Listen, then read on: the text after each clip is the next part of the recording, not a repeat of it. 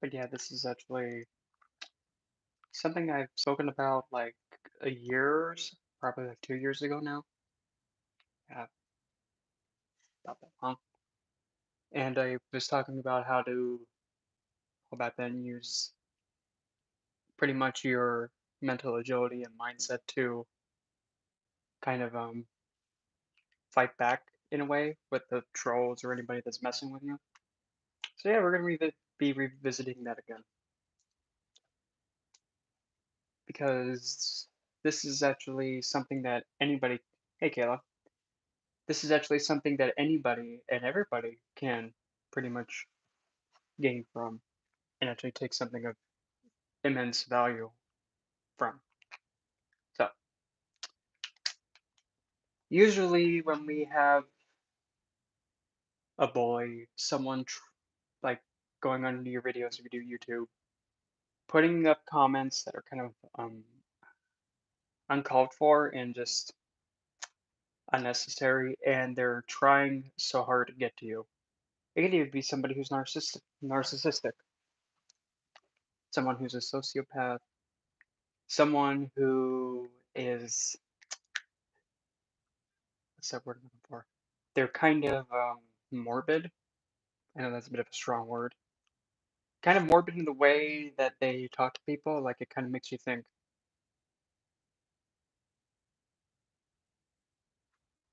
Yeah. Or they could actually be somebody who like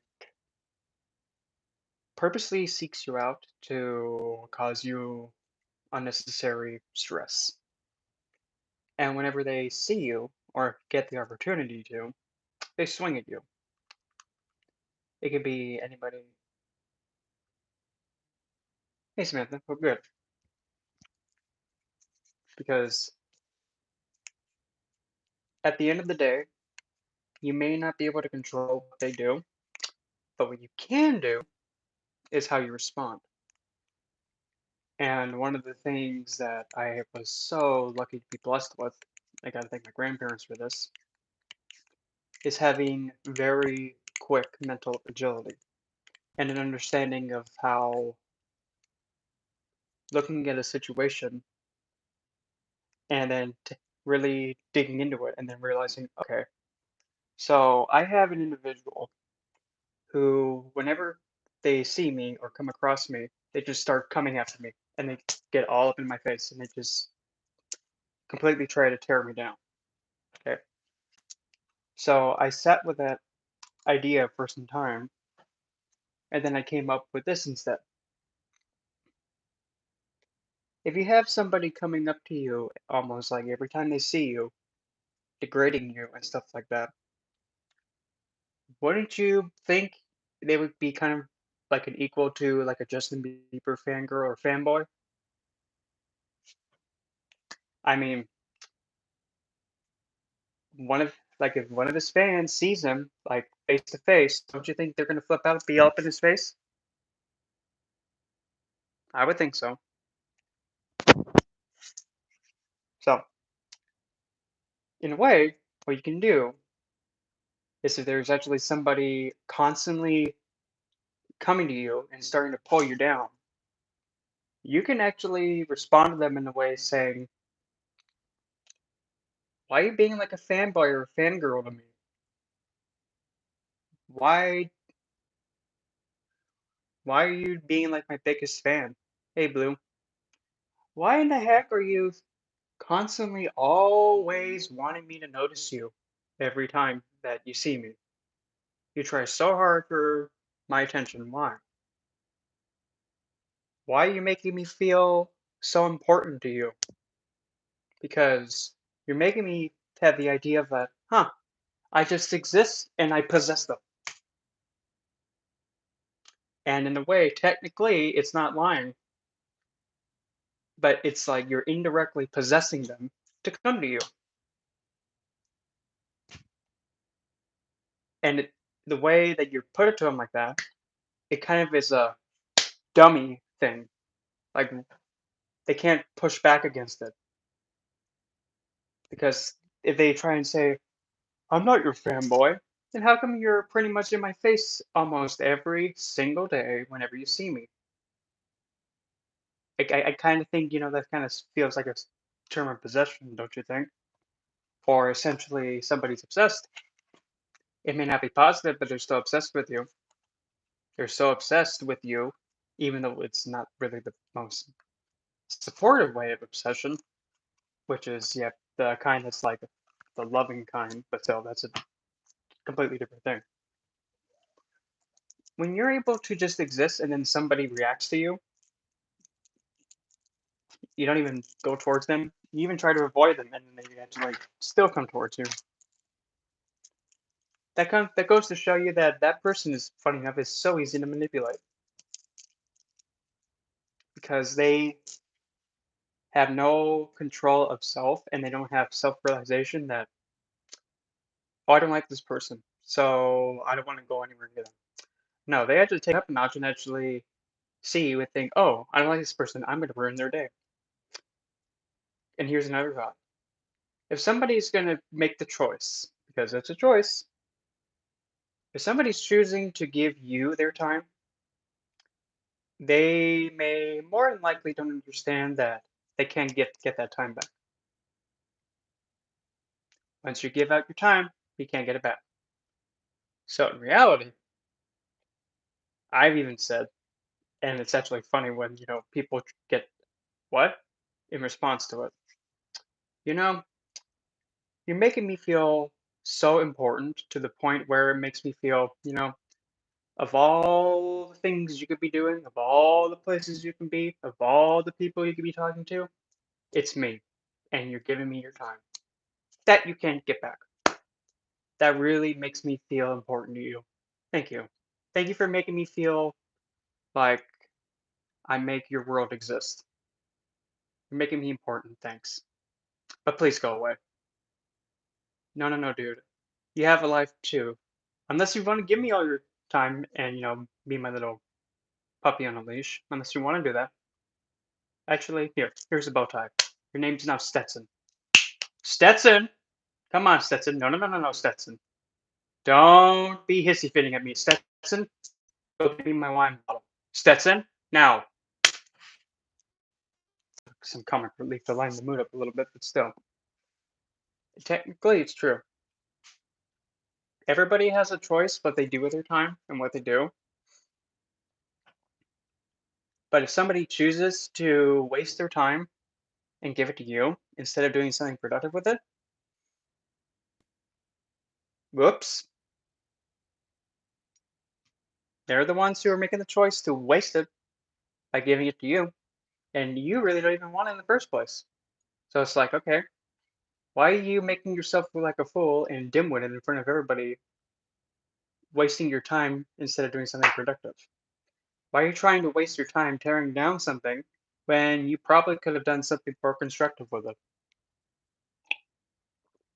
All Probably the best example is like when you have somebody trying to push you to do something that really you do not want to do, but yet they could have done it the time that they were pushing you to do it. I mean, that's when at least you could even respond with, I don't want to, I'm not feeling like doing that. No, no, I don't want to do it. That thing you're trying so hard for me to do, you could have done it yourself already 50 times already, but nope, still got to push me to do it instead. Technically, really. But then you gotta be adaptable to the situation. You gotta keep that in mind. If it's part of like your work expectation, that's different.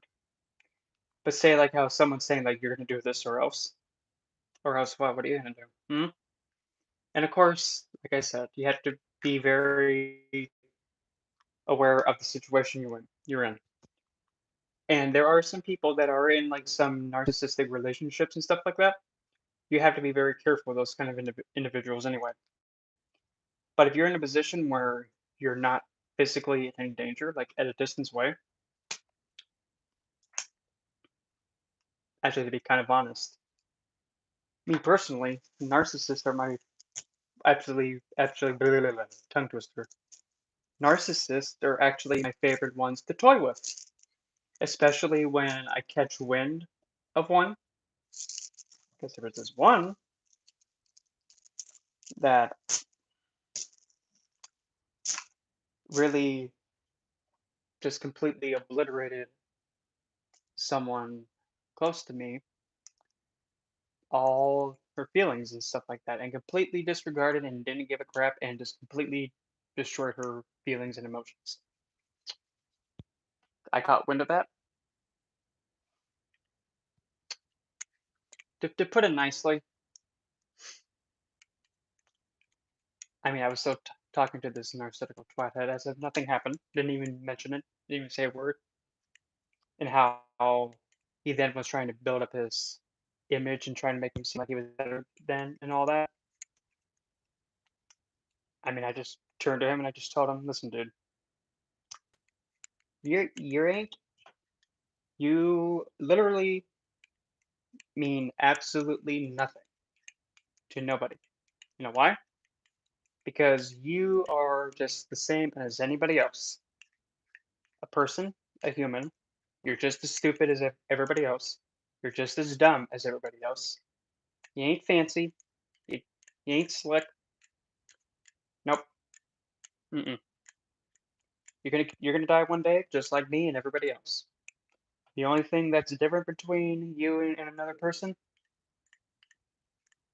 is that, unlike the common man, you do not understand how to self-reflect and take responsibility for your stupidity, and you refuse to actually look at yourself and admit it. Oh, and by the way, too, that's how you treat a woman, dude? Really? You think that's cute? Really? Well, no wonder your 4 marriages didn't work. Mm-hmm. I kind of heard from a bird too that supposedly you can fix anything. Looks like marriages isn't one of them.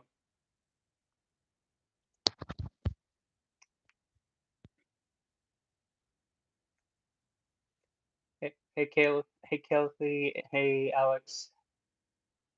Those of us people are usually jealous of you. Yeah, but the thing is, why? I mean, I can completely understand having jealousy for something. I'm guilty of it. I'm really guilty of it. I admit it. But one of the best things to do instead, take that jealousy and that dark emotion of like, "Ugh, what the, but why do they have and I don't?" Hmm.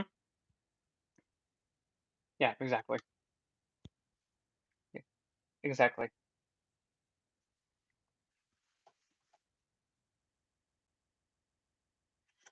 Instead of taking that darker aspect and looking at it as just like somebody being very jealous and envious, an idea is tell them, why, how about instead of you having a hissy fit at me being all, that person has what I want so bad and I just resent them for it. How about instead you use what they have already and where they're standing right now as a motivating force to remind you that, hey, if they can do it, so can you. The only thing that's different is that they put in the effort and the work and the necessary steps and put them into action to get there. Well, over here we have somebody just doing this.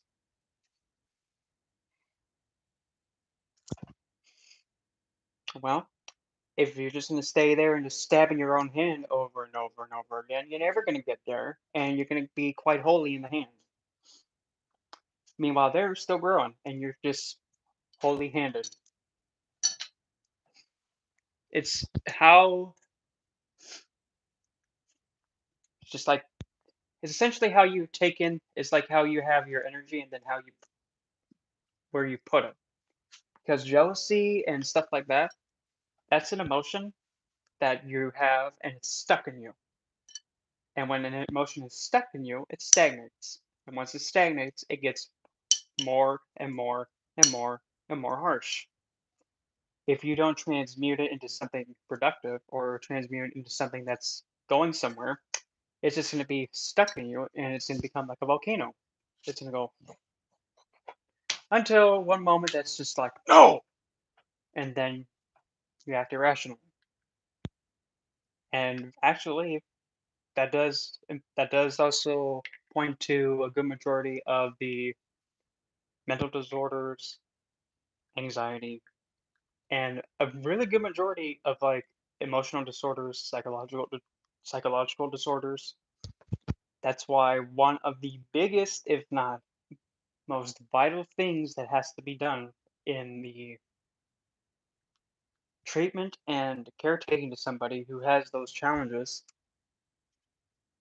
is just listen to them and let them say it for how it is. Because a good majority of those people have been abused. Yeah, that is true. Even then, it makes me think, why? Because me, on an individual level at least, if this goes away, meh, it is what it is. If little Alfredo here, my absolute favorite Kunzite piece, just goes, it is what it is. But that's having like a strong sense of self-realization that anything that's physical outside of you, it, it's not really gonna go with you when you kick the bucket or die. Nothing material is gonna follow you. It's just gonna stay on this material plane. So people be thinking that essentially when they pass away, well, there is that idea in some cultures that you have to do like I think it's China that does the burning of um money, ancestral money, and like how the Egyptians as well buried their the fair. I don't know why I had hiccups all of a sudden. They buried their pharaohs, those that had a lot of power. They buried them with specific rights and some of their belongings and gifts, so that way in the afterlife they would get them. That's not the focus of it all. Because if somebody per se, like probably the good example, let's just say somebody that we had as a probably the strongest position in the world last year. That's an example. More than likely not, that's not really going to have anything go with them. I don't think no, because really, thinking that having all the possessions in the world are going to follow you when you pass away, no. That's why also in Vedic astrology and with pretty much how they, I'm trying to pronounce it right, Hindi, one of the biggest things that they talk about is a pleasing Saturn and understanding that most of the easiest ways to get rid of the karma, the negative karma, is actually giving away something of value to somebody else.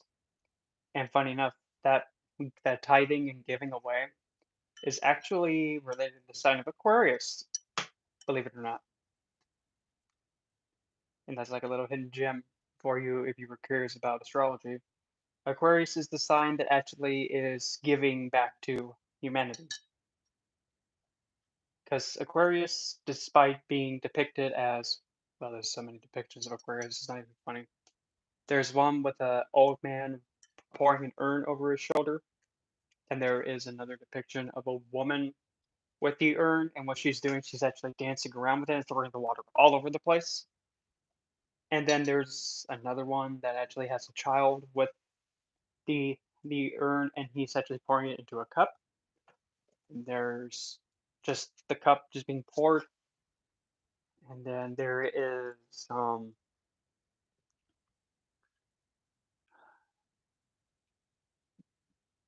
was one more depiction. I'm trying to remember what it was. But usually it's seen in the star card in the tarot where it's actually a woman pouring too. That's another one too. But this recurring theme of paying back and giving back to humanity. In fact, actually, funny enough, Aquarius is actually one of two karmic signs for that reason. It's showing that Aquarius gives back Aquarius gives back to humanity by tithing something. Depending on where Aquarius is in your chart, it does involve that sector. For an example, I'll put myself in the spot. If I'm an Aquarius ascendant, Aquarius Lugna, my life essentially is to better serve and essentially support others with myself. If that makes sense. Because like this right here, what I'm doing right now, this is an Aquarian thing to do. Giving my time, energy, everything that's in my head to you. That's Aquarian. The other karmic sign is Scorpio. And usually, funny enough, Scorpio is the one that is being forced to deal with all the darker stuff and face it. Because if you don't face it, that's when it just stays and it bottles up and explodes and it gets intense. But to get back more on topic though,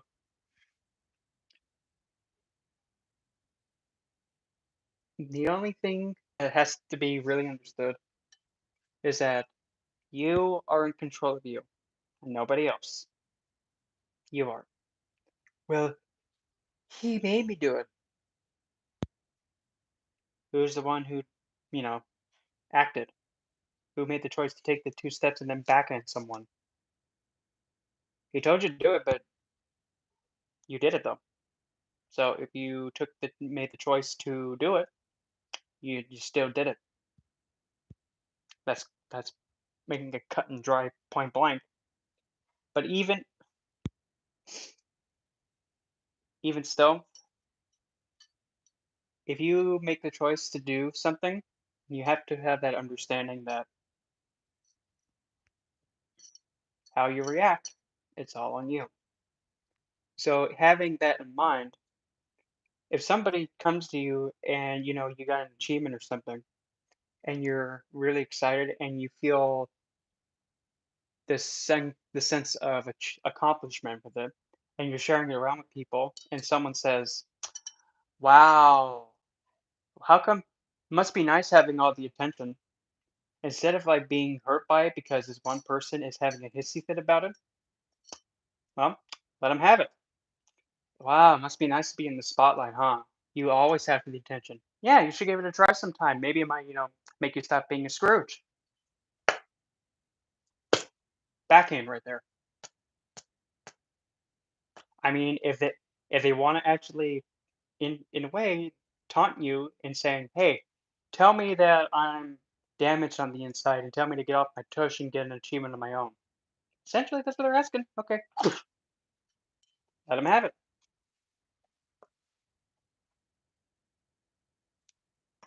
There's nothing in the rule book that says, "Oh, you're upset that I achieved something." I mean, I'd be jealous too if I was just sitting there doing nothing and having a hissy fit every single day, and not being able to realize that I'm being an uncalled for twathead.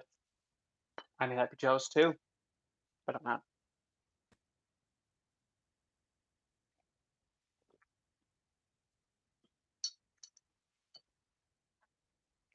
Mainly, it's really having again, the mental agility to kind of take in what somebody is saying or doing, and then analyzing it and then realizing, like, here's a good example. Earlier, I saw somebody was talking about stalkers and being watched. Yes, Claudia. We know where I'm going with this one. Hmm. You have the feeling that something is watching you in the dark. Just, you can't see it, but you got a feeling that it's there. You know, it's not very nice being a peeping Tom. Ew, rude, disgusting, pervert. Wow, you have to do it that way? Didn't you ever learn, to have some decency and dignity and, give people privacy? Why you gotta be watching people change like that? Rude? Ew, sicko. Whoops. If I have a stalker, well, But then again, at the same time too, I do completely understand it. Like if somebody is like a little bit and they're relentlessly pursuing you in a physical confrontation too. And I mean, this is actually something that I usually like to tell like every woman that I come across.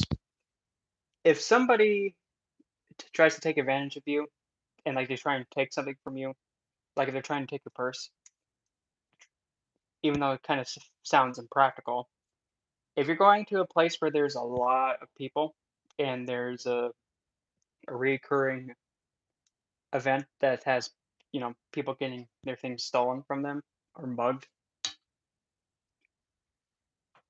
see if you're capable of carrying two bags, like two purses.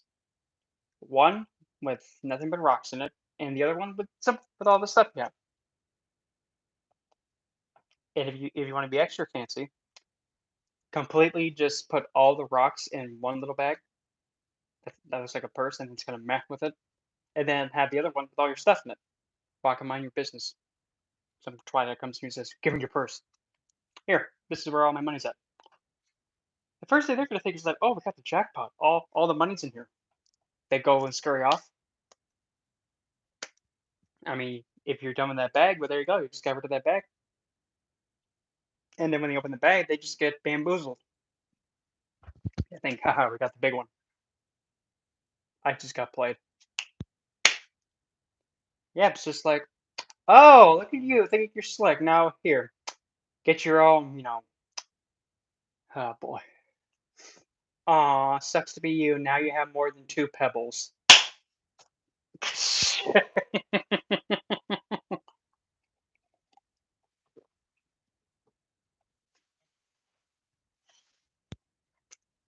Although, there are instances too where there are people that get into a confrontation where it does get physical. To kind of avoid, because nowadays, if you do something as simple as this, at least in Arizona, if you do like a simple touch like that, it's considered domestic violence. In this kind of a situation, and being in a situation like that myself before, the best that you can do is have hands up and push back saying, no, I don't want anything to do with it. If they keep coming, warn again, then keep coming. That's the second time. You tell them, okay, if you take another step, I told you to stop two times. You take another step, you're gonna wish you didn't take another step. But you know how dumb people are. They don't listen, so they take another step.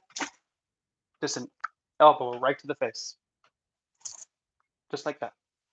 Lift up the arm and just put your hand right and make a fist like this and just push. That. Oh, you warned him three times. Hey, don't want any trouble. Stop. I'm warning you, Cupcake. You take another step, you're gonna get the frosting on your head off. Okay.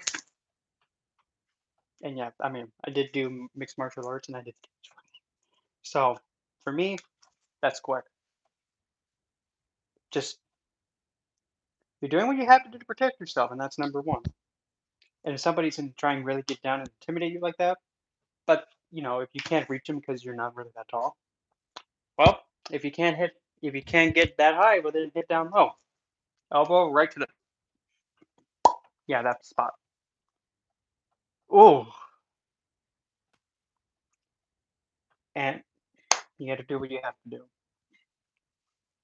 But usually people like that anywhere, like say if you have like like a family member that is always dragging you down and like saying uncalled for things to you, and they're just constantly criticizing you,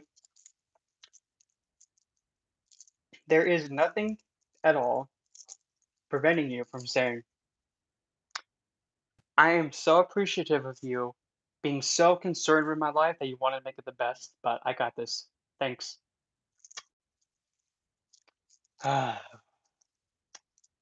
Yes, I understand you care so much about me and you want the best for me. I appreciate it so much. No, really, I do.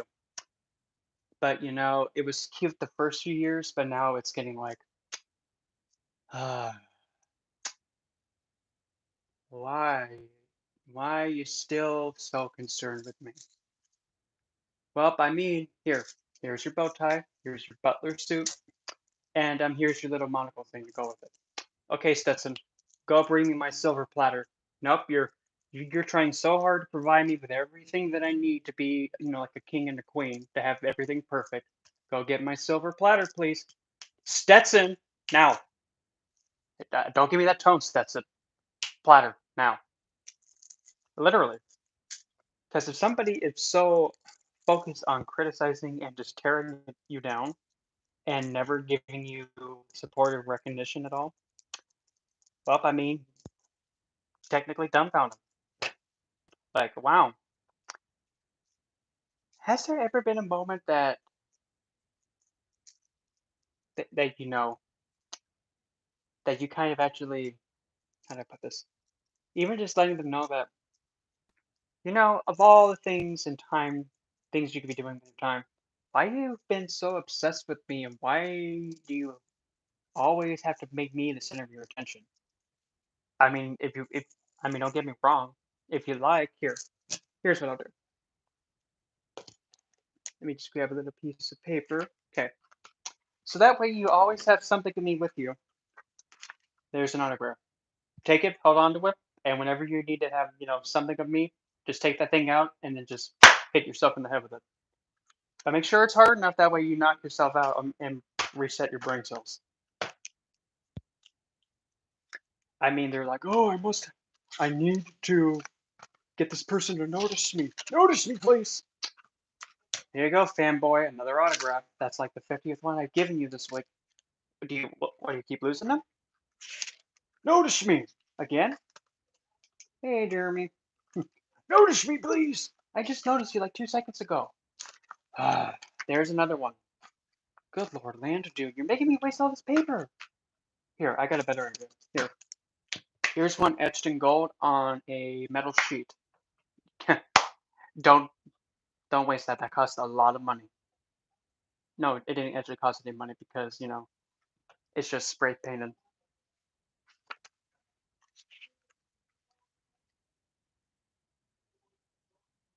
But in all seriousness, yeah, that's really always having that understanding that you're the one who is in control of everything, not anybody else. You're in control of you, and that's priority number one. As long as you're okay, everything else can pretty much matter. But if somebody is constantly coming at you and just telling uncalled for things, or if they're having a hissy fit, like pretty much say for example, because there are some people that are essentially when they don't get their way, they have a big pouty hissy fit. I love those ones the most. Oh my gosh, you didn't do exactly what I tell you to the T. Oh my gosh. Well, then why didn't you do it? I mean, if it has to be absolutely flawless and perfect, maybe you should do it next time instead of me. Hey, I'm trying to help you out here, dude. You know what they say, the saying goes, if you want something done right, you do it yourself. But that's none of my business. What do I know? No, no, no, no. You do it yourself next time.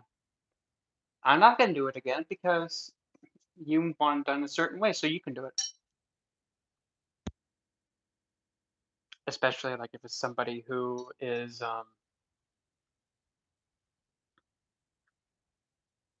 like somebody who just constantly criticizes you and they always try and find something wrong and they don't have any positive feedback at all. Well, okay, if for some reason I can't do it right to your standards, you can just do it then. Hey, it'll be done right that way, right?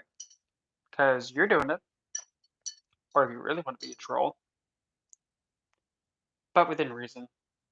But knowing me, I'll admit it, I'm very spiteful and I'm very vengeful. I can't help it.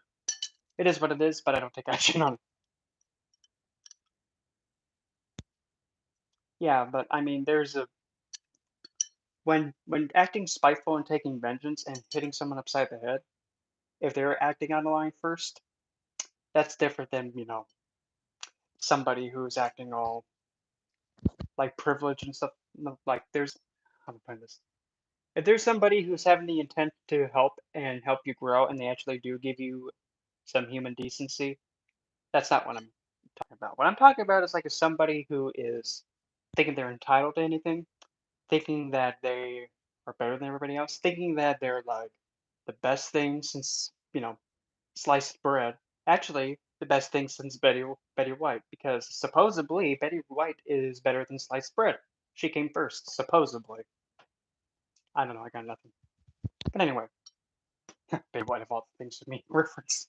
But if somebody does think like that they're like the best thing to ever walk this earth, hmm, best thing to walk the earth, huh? Well, I mean, looking at the list of people that have been on this earth, you haven't really accomplished much except, pretty much be an example of what not to be and what not to do, and how to not act, and who to not, you know, become by showing other people, you see this? You see this stupidity I'm doing? Don't do it. But you're not really saying it out loud. That's what that individual is doing. They're not really saying it, they're showing what not to do. Like what my mixed martial arts instructor taught me. You're always going to be an example. I'm always going to make an example out of you, but you have a choice to make. What's that? You have two choices.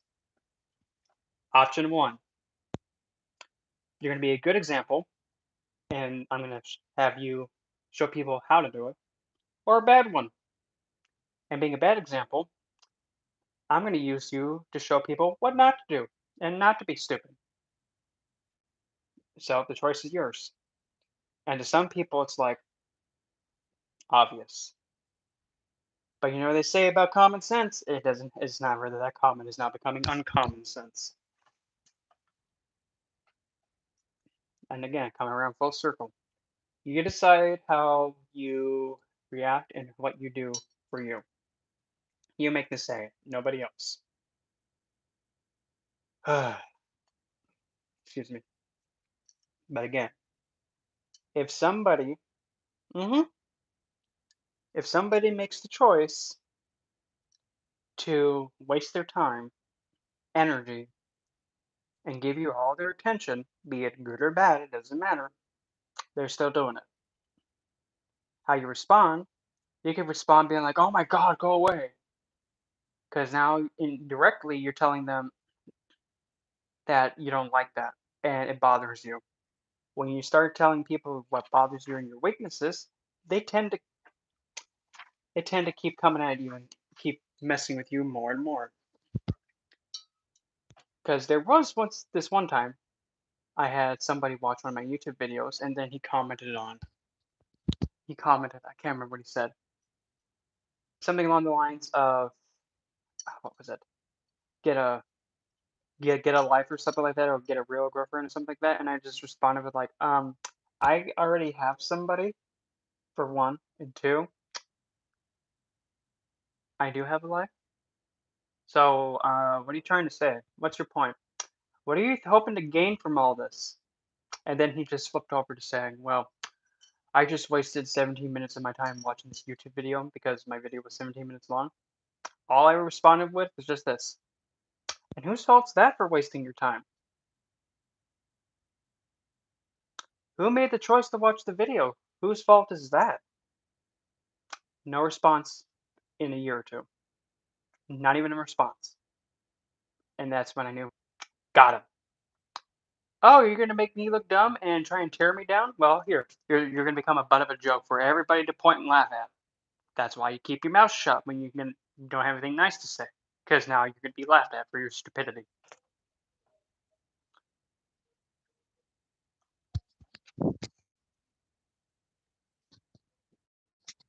So, and technically, I'm not lying. Technically, it's actually right, and that's true. He made the choice to waste 17 minutes of his time giving it to me, and he can't get it back. So if anything, he should be slapping himself instead of swinging at me. And he can't fight back because he can't. It's like pinning him to a wall, and he has nowhere to go except the stupidity and hit him in the head with it. That's really the beauty of having really strong and very swift mental thinking. and taking something and going like a rolling back fist.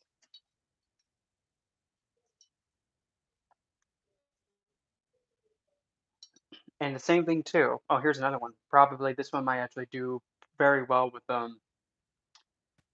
like I mean, of all the things, I've actually never really experienced a lot of homophobia in my existence.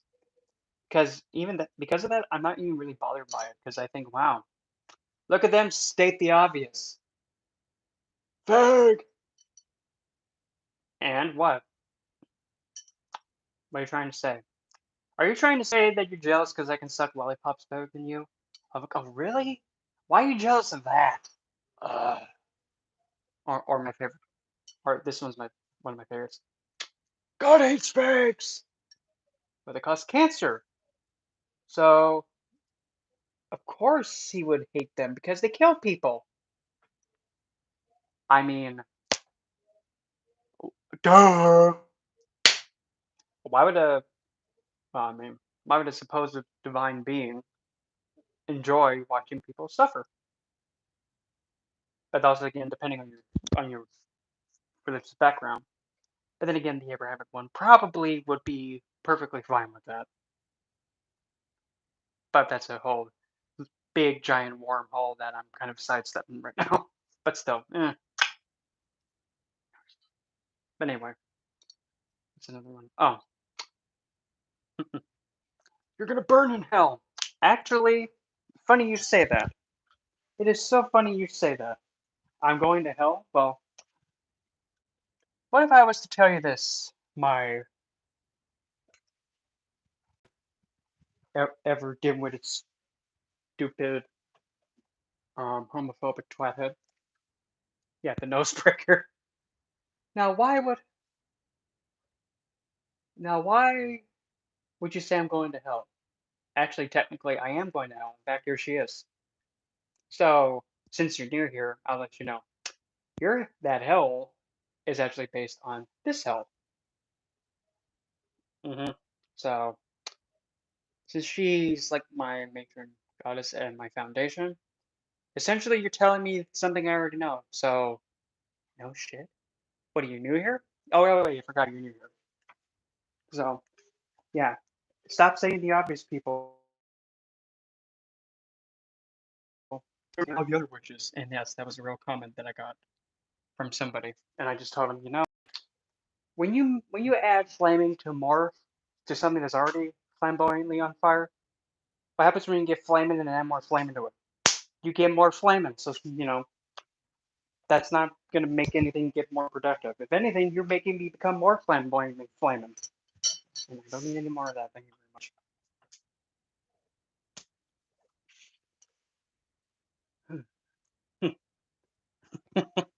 God hates you.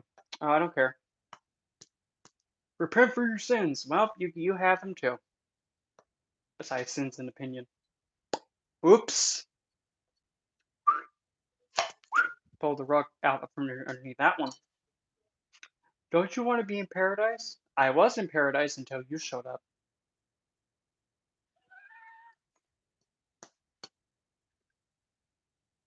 Aren't you afraid of in, being thrown into eternal damnation? I already am dealing with you.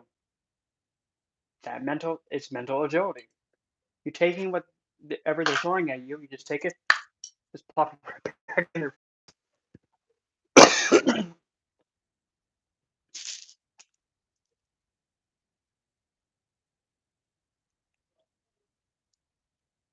Again, you're always in control of you. hmm And I mean, if anything, I am who I am, and that's just how it is. I'm not one of those that kind of like, when they speak, a rainbow comes out and it just completely takes over the whole room. Even though some people are like that, it is what it is. For me, it is what it is. I don't see it as good as bad. It's just how that person is. hmm And even though I'm not really exposed much to like say like the drag queen stuff and all that, I acknowledge it. It is what it is. It exists. But as for me, not being in interacting with somebody in that fashion. I'm still like, I don't know what to say. He, she, and like, legit, I don't know. Because I've never really been in that position that much. I've been in that position once in Palm Springs. The first time, like, I don't know how to respond. Uh, ma'am, sir, it? Could you leave me and him alone, please? Yeah, no, go away. Oh, aren't you just a little feisty little one? Go away before you know your balloons get popped. I mean, I didn't know I didn't know how to address him. It's not it's not being in a way that's like intended to be disrespectful. It's just I haven't been in that situation so many times. Okay. Well, now that I know. Because I have no idea what I'm doing. It's really I always try my best to have the most supportive and best intentions. But if I'm in a situation where I'm just gonna take a shot in the dark, I'm too scared. I hope nothing bad happens. Whoops. Well, I mean, then again, to be technical with the English language when, well, just how it's taught and how it is. Whenever in doubt of the gender or if it's using the masculine or feminine connotation, whenever in doubt, always use he. That's how the English language is formulated. So when in doubt, use he. So, and I mean, if they don't like it, oh, you're doing what was that called? I don't even know. Assuming gender or whatever. Well, in the English language, that's what you're supposed to do. When in doubt, you use he. I'm not saying it to be, like snappy, but that's just how it is.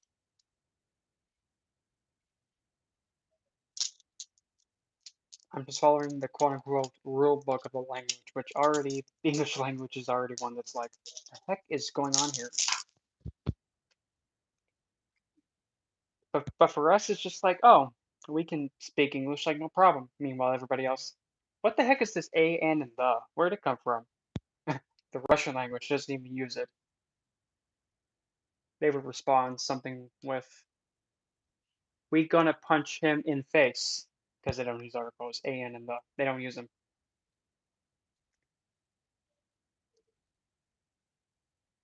We threw him off cliff.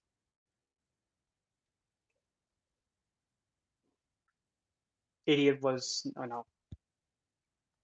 I, but 9:10. Okay. I have to get ready to head down to work. So yeah, Russian is a hard language to learn, but at the same time, it's also one of, if not the most strongest expressive and the direct languages. That's why I like it because it's like it's expressive and it's, well, put it this way: if English is like this, Russia is like this, direct to the point. English, it's like, okay, point blank. Also, it's pronounced vodka, not vodka. Vod. Anyway, I'm gonna go and get ready to head to forced labor, and I'll talk to you guys later.